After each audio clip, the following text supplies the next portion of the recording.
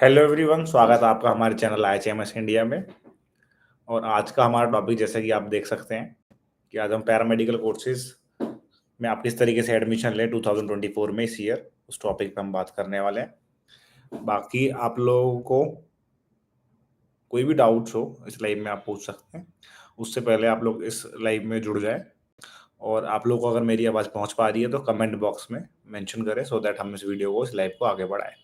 कोशिश करें ज़्यादा से ज़्यादा लोग जो है जुड़े सो दैट हम लोग जितने भी आप लोगों के डाउट्स हैं इस लाइव में पूरी कोशिश रहेगी क्लियर करने को। उससे पहले आप लोग कोशिश करें कि ज़्यादा से ज़्यादा लोग जो है वो जुड़ जाए, शेयर करें लोगों में, शेयर करें सो दैट ज़्यादा से ज़्यादा बच्चे जो है वो जुड़ सके और अपने डाउट्स को पूछ सके, ठीक है, क्लियर कर सके।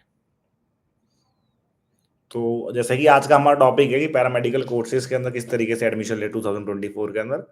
एक्चुअली क्या है, पैरामेडिकल कोर्स आप लोगों को पता है, पैरामेडिकल कोर्स जो कि मेडिकल फील्ड को असिस्ट करते हैं वो पैरामेडिक्स होते हैं। और वो पैरामेडिक्स बनने के लिए आपको पैरामेडिकल कोर्स करना होता है।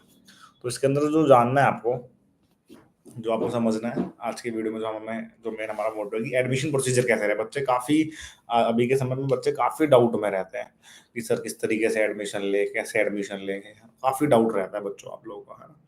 तो देखिए, पैरामेडिकल कोर्स के अंदर एडमिशन लेने के लिए जो प्रोसीजर है, आप जिस भी स्टेट से हैं इंडिया के अंदर या सेंट्रल लेवल पे जो यूनिवर्सिटीज़ है, जिनकी सेंट्रल लेवल पे जिनके एग्ज़ाम होते हैं, या जिस भी स्टेट से हैं, जिस भी यूनिवर्सिटीज़ है, तो उनका पैरामेडिकल का एक अलग से एग्ज़ाम होता है। जैसे अगर मैं बिहार की बात करूँ तो बिहार में पैरामेडिकल कोर्स करने के लिए एक अलग से पैरामेडिकल एग्ज़ाम होता है। या अगर मैं बात करूँ बिहार का, वहाँ पे, या राजस्थान की बात करूँ मैं, सॉरी, तो राजस्थान में भी पैरामेडिकल कोर्सेज़ को करने के लिए उनका जो है पैरामेडिकल एंट्रेंस एग्ज़ाम अपना होता है। ऐसे ही देखिए, महाराष्ट्र के अंदर भी पैरामेडिकल कोर्स करने के लिए उनका एंट्रेंस एग्जाम होता है। तो इन एंट्रेंस एग्जाम को देने के लिए, क्योंकि आप पैरामेडिकल में एडमिशन लेना चाहते हैं, तो इन एंट्रेंस एग्जाम को देने के लिए इनके फॉर्म वगैरह फिलअप किए जाते हैं। जो कि ये फॉर्म जो है मार्च और अप्रैल के मंथ में, अक्सर देखिए फरवरी में भी स्टार्ट हो जाता है फॉर्म भरना। फरवरी से लेके अप्रैल तक का टाइम होता है, इसके अंदर फॉर्म फिल किए जाते हैं, बच्चे फिल करते हैं फॉर्म एडमिशन लेने के लिए। और ये जो समय चल रहा है, जैसे आज के डेट में अगर हम इस लाइव में आए, तो अभी जो समय चल रहा है ये चल रहा है एग्जामिनेशन वाला। इस टाइम एग्जामिनेशन होता है और रिजल्ट आता है, और रिजल्ट के बाद काउंसलिंग होती है और एडमिशन लेते हैं।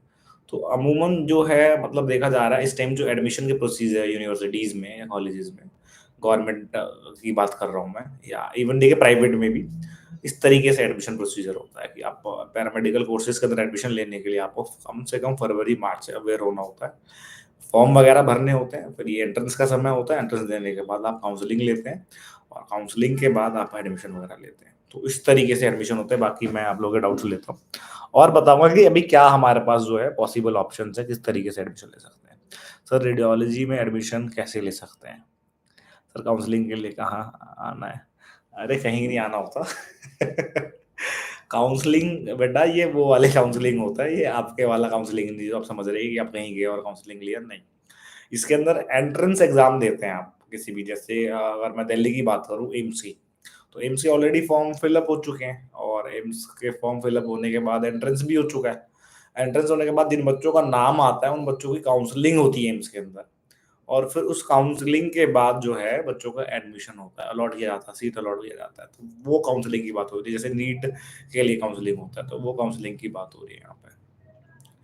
तो अलग अलग, और जैसे एम्स भी सेंट्रल लेवल पे है, तो एम्स भी अपना पैरामेडिकल का अपना एंट्रेंस एग्जाम अलग से कराता है। इसके भी फॉर्म निकलते हैं, इसमें भी फॉर्म फिल करते हो आप, एंट्रेंस देते हो और एडमिशन लेते हो आप। तो आज के टाइम में पैरामेडिकल कोर्सेज के अंदर जो देखा गया है, एंट्रेंस के थ्रू 80 to 90% जो है वो एंट्रेंस के थ्रू एडमिशन होते हैं पैरामेडिकल कोर्सेज के अंदर। अदरवाइज डायरेक्ट एडमिशंस भी है। डायरेक्ट एडमिशन के लिए जो ऑल्टरनेट ऑप्शंस होते हैं आपके पास, या तो किसी यूनिवर्सिटी से डी आप कर सकते हो, आप जिस भी स्टेट में है तो उस यूनिवर्सिटी से कर सकते हो। उस यूनिवर्सिटी से आपको ये जो चेक करना है कि वो यूनिवर्सिटी यूजीसी अप्रूव्ड है या नहीं है। और आप जिस भी स्टेट में, उसमें देखना अगर आपके स्टेट में पैरामेडिकल काउंसिल है, तो आप ये जरूर इंश्योर हो कि वो जो भी यूनिवर्सिटी, जो भी कॉलेज से आप कर रहे हैं, तो क्या पता क्या जो मतलब वो काउंसिल से अप्रूव्ड है या नहीं, काउंसिल की सीट है या नहीं है। इसलिए काउंसिल जो है वो लिमिटेड सीट जो है वो यूनिवर्सिटी या कॉलेज को ऑफर करती है, लिमिटेड सीट, किसी भी, जैसे 30-40 इस तरीके से लिमिटेड सीट देती है। तो उसके अंदर जो ये कॉलेज और यूनिवर्सिटी है, या तो वो एंट्रेंस के थ्रू आपका एडमिशन ले, अदरवाइज ठीक है वो डायरेक्ट एडमिशन भी ले सकती है, प्राइवेट यूनिवर्सिटीज में कर सकते हो, आपको डायरेक्ट भी एडमिशन ले सकती है, तो ये आपको इंश्योर करना है। बाकी मैं क्वेश्चंस देख लेता हूँ। Sir if apply radiology from Rajasthan so that can be apply for a government job. देखिए राजस्थान से अगर आप पैरामेडिकल कोर्सेज करते हैं और जिस भी यूनिवर्सिटी से कर रहे हो वो यूजीसी अप्रूव्ड है, पहली चीज तो ये। दूसरी चीज ये कि आपके राजस्थान में पैरामेडिकल काउंसिल है, तो आपको ये इंश्योर होना है कि उस काउंसिल से आप आपका जो यूनिवर्सिटी कॉलेज है या इंस्टीट्यूशन है वो अप्रूव्ड है या नहीं। अगर उससे अप्रूव्ड है तो आपको इजीली रजिस्ट्रेशन मिल जाता है, और रजिस्ट्रेशन मिलने के बाद आपकी जो वैकेंसीज अगर राजस्थान में निकल रही है गवर्नमेंट की वैकेंसी, स्टेट गवर्नमेंट की वैकेंसी, तो डेफिनेटली आप गवर्नमेंट जॉब ले सकते हैं। ये सेंट्रल की वैकेंसी निकल रही है तो आपको भी ठीक है ऑब्वियसली बात है कंसिडर करेंगे तो गवर्नमेंट जॉब आप ले सकते हैं। गवर्नमेंट जॉब की जो आप समझिए गवर्नमेंट जॉब का जो सिलेक्शन प्रोसीजर रहता है वो डिपेंड करता है ठीक है उस डिपार्टमेंट पे, जो भी डिपार्टमेंट सेंट्रल की जो भी डिपार्टमेंट जो हायर कर रही है उस डिपार्टमेंट पे ठीक है थोड़ा बहुत डिपेंड करता है कि किस तरीके से अपनी एलिजिबिलिटी को उन्होंने रखा है। कभी कभार क्या होता है जैसे आपने डिप्लोमा करा हुआ है तो कभी कभार ये होता है ट्वेल्थ इवन ग्रेजुएशन भी मांग लेते हैं, या ट्वेल्थ मांग लेते हैं तो ट्वेल्थ के अंदर आपके पास साइंस होना चाहिए, ये मांग लेते हैं कि ट्वेल्थ विद साइंस और फिर डीएमएलटी। तो वो वेरी करता है, कभी कभार सिर्फ ट्वेल्थ मांग लेते हैं। वो वेरी करता है कि कहाँ की डीएलए का वैकेंसी कौन गवर्नमेंट मतलब सरकारी, मतलब ये नहीं कि सरकारी मतलब सरकारी, सरकारी का मतलब ये होता है कि सेंट्रल लेवल पे जो वैकेंसी है गवर्नमेंट की वो, उसके बाद ठीक है जो स्टेट लेवल पे वो स्टेट में भी ठीक है। अगर दिल्ली की बात करूँ तो एमसीडी की वैकेंसी है, या वो किस डिपार्टमेंट की वैकेंसी है ठीक है, उन वैकेंसी की हर किसी की अपनी एक एलिजिबिलिटी क्राइटेरिया होती है, अपना एक सिलेक्शन प्रोसीजर होता है, तो वो आपको अच्छे से चेक करना है। कुछ फिक्स नहीं है हमारे यहाँ पैरामेडिकल कोर्सेज का, पैरामेडिक्स का कि सेम एलिजिबिलिटी हो, ऐसा कुछ नहीं है। जो जिस डिपार्टमेंट में है जिस भी लेके, अगर मैं क्लिनिक की बात करूँ, अगर मतलब मोहल्ला क्लिनिक गवर्नमेंट है, ऑब्वियसली बात है गवर्नमेंट क्लिनिक है दिल्ली के अंदर, तो इसका एक अपना सिलेक्शन प्रोसीजर रहता है, अपना एक क्राइटेरिया होता है कि किस तरीके से वो कौन से पैरामेडिक ले रहे हैं, क्या उन्होंने डिग्री क्वालिफिकेशन मांगा है, किस तरीके से डिग्री वो सेलेक्ट कर इंटरव्यू से ले रहे हैं, तो हर किसी का अपना अपना है। इसमें बहुत ज्यादा डाइवर्सिटी है पैरामेडिकल में बहुत डाइवर्सिटी है। कोई एक यूनिक अलग से कोई एक मतलब जैसे कि नीट है तो एक कंबाइंड कर दिया है ना, वो कंबाइंड सिस्टम नहीं है, इसके अंदर अलग अलग जगह अलग अलग रूल्स, काउंसिल है नहीं हमारे सेंट्रल लेवल पे, जिसकी वजह से ये प्रॉब्लम जो है बच्चे काफी फेस करते हैं। मैं क्वेश्चन देख लेता हूँ। सर एमपी में बॉयज नहीं देते हैं तो बॉयज को नर्सिंग में एडमिशन प्रोसेस, देखिए एमपी से बॉयज के अंदर आप नर्सिंग कोर्स कर सकते हैं। नर्सिंग में भी 3 लेवल का कोर्स होता है, इस बात को आप समझो। एक होता है एएनएम, दूसरा होता है जीएनएम और तीसरा होता है बीएससी नर्सिंग। एएनएम जो है सर्टिफिकेशन कोर्स है, और आपका जीएनएम जो डिप्लोमा कोर्स है, और आपका बीएससी नर्सिंग जो है ग्रेजुएशन डिग्री कोर्स है। एएनएम जो है सिर्फ फीमेल के लिए होता है, बॉय बॉय और जो फीमेल और फीमेल जो है गर्ल और बॉय जो है वो आप जीएनएम कर सकते हो, जीएनएम आपके लिए रहता है और डिप्लोमा कोर्स है। इसके अंदर आप आर्ट्स या कॉमर्स किसी भी साइंस बैकग्राउंड से हो आप, इवन आपके पास साइंस नहीं है आर्ट्स कॉमर्स है ट्वेल्थ के अंदर तो भी ठीक है आप कर सकते हो जीएनएम, तो आपके लिए अच्छा ऑप्शन है। अगर आपके पास साइंस है ट्वेल्थ के अंदर फिजिक्स केमिस्ट्री बायोलॉजी है तो डेफिनेटली ठीक है आप बीएससी नर्सिंग करो, कहीं से भी करो, बॉय हो गर्ल हो इससे मैटर नहीं करता। ठीक है, नेक्स्ट क्वेश्चन का सर बताओ, मैंने बता दिया आपको इसका doubt, please sir clear my doubt, what was your doubt sir, radiology में एडमिशन कैसे ले सकते हैं। ओके देखिए रेडियोलॉजी डिपार्टमेंट का मतलब होता है आपके पास ट्वेल्थ में अगर साइंस है तो आप बीएससी रेडियोलॉजी करें, अदरवाइज साइंस नहीं है तो आप विवॉक रेडियोलॉजी कर सकते हैं। दोनों में डिफरेंस जो है, बीएससी रेडियोलॉजी के अंदर जो है वो यूनिवर्सिटी के अंदर रह के आपको थियोरेटिकल पोर्शन पे थोड़ा ज्यादा ध्यान देते हैं, प्रैक्टिकल पे थोड़ा कम होता है। विवॉक में क्या है, प्रैक्टिकल एस्पेक्ट ज्यादा है, ट्रेनिंग एस्पेक्ट ज्यादा है ना, यही डिफरेंस है। बाकी और यूजीसी के हिसाब से डिफरेंस है, ऑलरेडी वीडियो बनाई है वो आप देख सकते हो। बाकी रही बात एडमिशन प्रोसीजर का, आप जिस भी स्टेट में है तो इस टाइम बहुत ही कम ऐसे फॉर्म है जो बचे हुए हैं, मतलब फॉर्म में बहुत ही कम ऐसे यूनिवर्सिटीज है या बहुत ही कम ऐसी बॉडीज है जो अभी एंट्रेंस एग्जाम अभी फॉर्म फिल किए जा रहे हैं, अदरवाइज हर कहीं पे फॉर्म फिल किए जा चुके हैं, एंट्रेंस हो चुके हैं, एंट्रेंस होने वाले हैं, एडमिशन हो रहे हैं।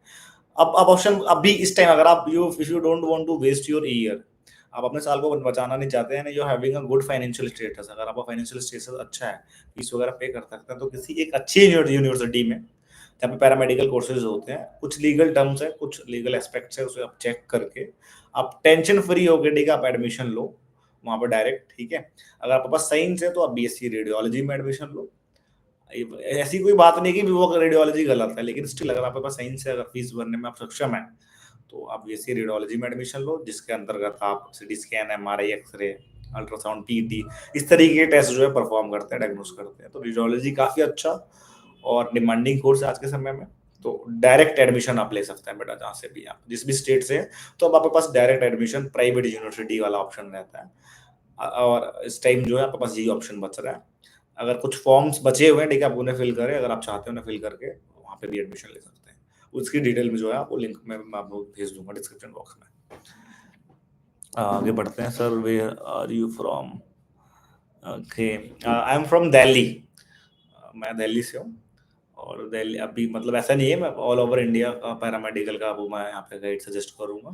लेकिन आपको पता है एजुकेशन के मामले में दिल्ली जो है it is the best education के मामले में, ठीक है। Education, it's a hub of education, तो ऐसी कोई दिक्कत नहीं है। वो now I understand, thank you sir. मेरे means UGC approved is necessary. देखिए, यूजीसी यूनिवर्सिटी ग्रैंड कमीशन जो है यूजीसी, वो किसी भी यूनिवर्सिटी को मान्यता प्राप्त करती है। इस चीज को बहुत अच्छे से समझिए, जो मैं समझाना चाह रहा हूँ यहाँ पे। बहुत छोटी छोटी चीजें हैं जो लोग यूजीसी के नाम पे काफी लाइक है ना, बहुत ही भ्रांति या ठीक है कंफ्यूजन रहता है बच्चों को। वो यूनिवर्सिटी को मान्यता देती है कि हाँ तुम अब कोर्सेज करा सकते हो, XYZ, है ना। कुछ कोर्सेज होते हैं तो करा सकते हो, लेकिन मेडिकल के कुछ ऐसे कोर्सेज हैं जिनको कराने के लिए सिर्फ यूजीसी से ही कुछ नहीं होता, वो तो यूनिवर्सिटी का अप्रूवल है। सो इस तरीके से समझिए कि मैंने दवाई की दुकान खोलने के लिए फार्मेसी का लाइसेंस ले लिया, तो फार्मेसी काउंसिल ऑफ इंडिया ने मुझे लाइसेंस दिया, तो मैं दवाई बेच सकता हूँ। इसका मतलब थोड़ा नहीं कि उसमें जहर बेचूं, ठीक है, या मैं कुछ और बेचूं। तो यूजीसी जो यूनिवर्सिटी बोलती है कि आप कुछ ऐसे कोर्सेज है, ठीक है, बीए, बीकॉम, बीएससी वगैरह आप कराओ, लेकिन आप मेडिकल और पैरामेडिकल कोर्सेज होते हैं, तो उसके लिए आपको जो पैरामेडिकल की बॉडीज है, जैसे फार्मेसी का कोर्स करा रहा हूँ तो पीसीआई का अप्रूवल चाहिए, नर्सिंग का करा रहा हूँ आईएनसी का चाहिए, फिजियोथेरेपी का करा रहा हूँ, ठीक है, तो सेंट्रल फिजियोथेरेपी उसका चाहिए, आपको काउंसिल का चाहिए। ऐसी अलग अलग। अब देखिए क्या है पैरामेडिकल, अब बात करते हैं पैरामेडिकल कोर्सेज का, तो पैरामेडिकल का आज के टाइम में इंडिया में कोई काउंसिल ही नहीं है सेंट्रल लेवल पे। स्टेट के हैं, राजस्थान के हैं, बिहार के हैं, महाराष्ट्र के हैं, उनके हैं अपने, लेकिन ठीक है सेंट्रल लेवल पे काउंसिल ना होने की वजह से ना कोई अप्रूवल बॉडी नहीं है, जिसकी वजह से ठीक है लोग करा रहे हैं, यूनिवर्सिटी में हो रही है। जहाँ पे जिस भी स्टेट में काउंसिल है वहाँ पे काउंसिल से थ्रू होता है, तो वहाँ पे आप जिस भी स्टेट में काउंसिल है डेफिनेटली वो बच्चे काउंसिल वाली सीट पे करे तो ज्यादा वेल एंड गुड है। अदरवाइज कल को रजिस्ट्रेशन में प्रॉब्लम आपको आ जाती है, रजिस्ट्रेशन नहीं करते। बाकी नियम सारे गवर्नमेंट्स के ही हैं, सारे गवर्नमेंट के लूप होल्स हैं, ठीक है। तो इस तरीके से बाकी जैसे दिल्ली के अंदर कोई, दिल्ली में पैरामेडिकल काउंसिल नहीं है, तो यूजीसी से ठीक है बच्चे दिल्ली के जो हैं वो यूजीसी से करें। एक्चुअली हमारे यहाँ पैरामेडिकल काउंसिल ना होने की वजह से सेंट्रल लेवल पे बड़ी दिक्कतें हैं, बड़े ही दिक्कतें प्रॉब्लम है। तो इसमें क्या है, सबको ऑर्गेनाइज होना पड़ेगा, यूनाइट होना पड़ेगा, तो डेफिनेटली पैरामेडिकल को लेके काउंसिल बनेगा और इसको लेके थोड़े से नियम स्ट्रॉन्ग बनेंगे, क्योंकि बच्चा जो अल्टीमेटली सफर करता है इसके अंदर गवर्नमेंट के ही सारे नियम है। यूजीसी विवॉक जो है वोकेशनल कोर्सेज है, जो आप जो हेल्थ केयर में करते हो गवर्नमेंट यूजीसी की ही है, उससे कोई चैलेंज नहीं कर सकता। इवन ठीक है गवर्नमेंट ऑफ इंडिया का इनिशिएटिव था कि ज्यादा से ज्यादा ठीक है man power, skilled man power को क्रिएट करने के लिए ये वाला कोर्स विवॉक को लाया गया। तो ऐसी बात नहीं, विवॉक वाले भी गवर्नमेंट जॉब लेते हैं, बिल्कुल सेम इक्विवेलेंट है बीएससी के, गवर्नमेंट जॉब वो भी लेते हैं। और अब तो कुछ पैरामेडिकल के पैरामेडिक्स वाले भी जॉब लिया है विवॉक वालों ने, तो है गवर्नमेंट्स के। आगे बढ़ते हैं। Sir can BPT student the surgery? No. Physiotherapist BPT means ठीक है you will become a physiotherapist, and physiotherapist can't do surgery. They are gonna treat the patient with the help of manual therapies, exercise, advice, movement, इन सब चीजों से ठीक है patient को treat करता है physiotherapist. There will be no surgery, no medications, तो आप नहीं कर सकते। सर डीएमएलटी करूँ या बीएमएलटी? देखिए डेफिनेटली डीएमएलटी मतलब डिप्लोमा, उससे बड़ा होता है बीएमएलटी बैचलर, तो ऑब्वियसली बात है बड़ा करिए आप, अगर आपके पास ऑप्शन है तो बड़ा करिए, बाकी ऐसा कुछ नहीं, वैकेंसीज दोनों के होते हैं, तो आप डेफिनेटली ठीक है go with the BMLT. Sir BPT choose करूँ या बीएससी नर्सिंग? प्लीज सर बहुत कंफ्यूजिंग है। देखिए बीपीटी और बीएससी नर्सिंग इस दोनों को समझिए। बीपीटी जो है वो फिजियोथेरेपी का कोर्स है, अलाइड साइंस का, ठीक है, अलाइड हेल्थ साइंस का कोर्स है, या पैरामेडिकल का कोर्स भी कह सकते हो आप। वहीं बीएससी नर्सिंग जो है वो मेडिकल का कोर्स है।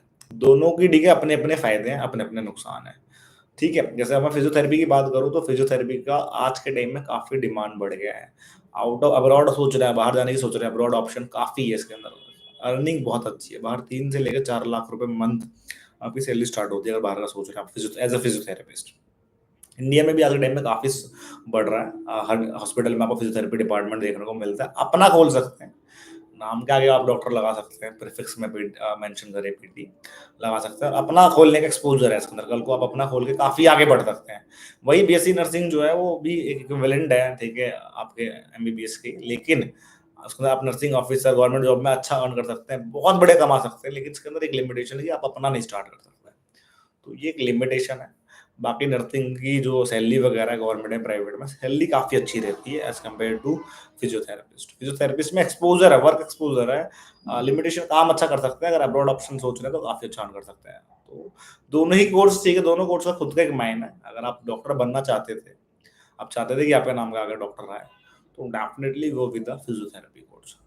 ठीक है, और आप इसमें भी बहुत अच्छा कर सकते हैं, बहुत अच्छा अर्न कर सकते हैं। बहुत ऐसे एग्जाम्पल है, बहुत ऐसे फिजियोथेरेपिस्ट जो बहुत अच्छा अर्न कर रहे हैं, बहुत बढ़िया नाम है उनका, सेम एमबीबीएस के सब्जेक्ट्स में भी पढ़ने होते हैं, साथ साथ इवन आपके अपने सब्जेक्ट पढ़ने होते हैं, फिजियोथेरेपी करें। अदरवाइज बीएससी नर्सिंग में एक अच्छा स्टेबिलिटी चाहिए आपको, एक अच्छी अर्निंग चाहिए गवर्नमेंट जॉब लेके, तो डेफिनेटली बीएससी नर्सिंग करें। अदरवाइज आप बीपीटी ऑप्ट कर सकते हैं, लेकिन थोड़ी सी मेहनत ज्यादा करनी पड़ जाएगी आपको बीपीटी में। And if you are passionate about things तो डेफिनेटली आप बहुत अच्छा अचीव कर सकते हैं, बहुत अच्छा कर सकते हैं। आगे बढ़ते हैं। ओके, इट्स ओके, ठीक है, thanks in the Lord sir. नहीं, आप पूछिए, अपने डाउट्स पूछिए, कुछ भी डाउट्स है, आप ही बच्चों के डाउट्स के लिए ठीक है हम लाइव आए हैं। तो आपके जो भी डाउट्स है आप खुल के हमें पूछ सकते हैं। बाकी आज का जो हमारा टॉपिक है एडमिशन के बारे में, पैरामेडिकल में कैसे एडमिशन ले, तो अभी बेटा आपके पास जो ज्यादा ऑप्शंस है, आप जिस भी ठीक है स्टेट से, तो आप सर्च करिए कौन सा आपके पास जो है बेस्ट ऑप्शन है पैरामेडिकल, कौन से ऐसे कॉलेजेस है, यूनिवर्सिटी है जो पैरामेडिकल कोर्सेज करा रहे हैं। ऑथराइज्ड बॉडी देखिए, ऑथराइजेशन जो भी पैरामेडिकल का ऑथराइज्ड बॉडी मींस आप यूनिवर्सिटी देखिए, यूजीसी अप्रूव्ड है ही नहीं है, कौन कौन से अप्रूवल है। अगर आप जिस भी स्टेट से आपके यहाँ अगर आप पैरामेडिकल काउंसिल है, तो डेफिनेटली ये देखिए काउंसिल की सीट है या नहीं है। ठीक है, तो काउंसिल की सीट पे जाइए, नहीं है तो वोकेशनल के फॉर्म में भी आप कर सकते हैं, ऐसी बात नहीं है कि नहीं कर सकते हैं, डेफिनेटली आप कर सकते हैं, ऐसी कोई दिक्कत वाली बात नहीं है। सर्च करें, कुछ फॉर्म ऐसे हैं जो बचे हुए हैं, ठीक है, वो मैं आप लोगों को लिंक जो है डिस्क्रिप्शन बॉक्स में डाल दूंगा, वहां से उन फॉर्म को जाके चेक करें और फॉर्म भरें। तो एडमिशन का प्रोसीजर अप्रोक्सीमेट जो इस टाइम जो फॉर्म भरने वाला होता है, एंट्रेंस वाला होता है, वो खत्म हो चुका है। इस टाइम जो है काउंसलिंग के साथ एडमिशन हो रहे हैं, तो थोड़ा टफ हो जाता है। अगर आप और अच्छा करना चाहते हैं, पैरामेडिकल में अपना भविष्य बनाना चाहते हैं, आपको लगता है कि मैं बना सकता हूँ, तो आप ड्रॉप भी ले सकते हैं। आप ड्रॉप ले एक साल और एम्स पैरामेडिकल के लिए प्रिपेयर करें, aim for the big. AIIMS के लिए प्रिपेयर करेंगे तो डेफिनेटली अगर आप कुछ मन से चाहते हैं, करना चाहते हैं, तो आप अचीव कर सकते हैं। और एम्स से अगर आप पैरामेडिकल कोर्सेज करते हैं तो उससे बेस्ट कुछ नहीं होता। बाकी करने वाला कहीं से भी अच्छा कर सकता है, डेफिनेटली कर सकता है, क्यों नहीं कर सकता। लेकिन ठीक है, आप कोशिश करें, अगर आप चाहते हैं कि अच्छी जगह से करना, फाइनेंशियल प्रॉब्लम आपकी, अच्छा तो हर कहीं होता है, लेकिन फाइनेंशियल प्रॉब्लम तो डेफिनेटली एम्स के लिए प्रिपेयर करें और नेक्स्ट ईयर एग्जाम दे। अभी जो एग्जाम वगैरह हो चुके हैं एम्स के, पैरामेडिकल के। आगे बढ़ते हैं और क्वेश्चंस देखते हैं आप लोगों के। तो इस तरीके से आप एडमिशन ले सकते हैं 2024 के अंदर आपके पैरामेडिकल कोर्सेज में। अभी भी कुछ अगर डाउट है तो डेफिनेटली आप पूछ सकते हो यहाँ पे। बाकी का कुछ डाउट रह जाता है, आपको कॉन्टैक्ट नंबर डिस्क्रिप्शन बॉक्स में मिल जाएगा, उस पर जाके कॉल करें या कमेंट बॉक्स में मेंशन करें। डेफिनेटली ठीक है, अभी आपके सभी डाउट्स को कोशिश करेंगे पूरी करने की। ज़्यादा से ज़्यादा वीडियोस को शेयर करें, सो दैट ठीक है हमें एक मोटिवेशन मिलता है, एज एन फ्यूल लेके काम करता है हमारे लिए ये। और आप तक ज़्यादा से ज़्यादा मेडिकल और पैरामेडिकल वीडियोस हम आप तक ला पाते हैं। तो इस लाइव को यहीं एंड करते हैं। मुझे आशा है कि आपको इन्फॉर्मेशन मिली होगी पैरामेडिकल कोर्सेज के अंदर किस तरीके से एडमिशन्स ले 2024 के अंदर, और आपके जितने भी डाउट्स थे, जो भी कमेंट सेक्शन में पूछा गया, मुझे आशा है कि सारी डाउट्स को क्लियर किया हो गया होगा। मिलेंगे इसी तरीके के इन्फॉर्मेटिव लाइफ के साथ नेक्स्ट वीडियो में। आज के लिए और अभी के लिए बहुत बहुत धन्यवाद। Thank you so much.